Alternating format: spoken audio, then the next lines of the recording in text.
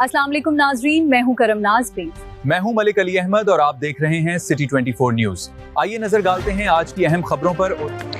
District reporter Faisalabad Suleman Idris Bhatt की report के मुताबिक समंदरी में मुहर्रम उल हराम के दौरान अमन व अमान के क़याम को यकीनी बनाने के लिए पाकिस्तान उलमा कौंसिल के ज़ेरे एहतमाम अशरा अमन के उन्वान से अज़मत सैयदना उमर फारूक और सैयदना इमाम हुसैन बैनुल मसालिक सेमिनार में तमाम मसालिक के उलमा इकराम, ताजिर, तंजीमों के नुमाइंदों और मुअज़्ज़िज़ीन समेत शहरी शरीक हुए।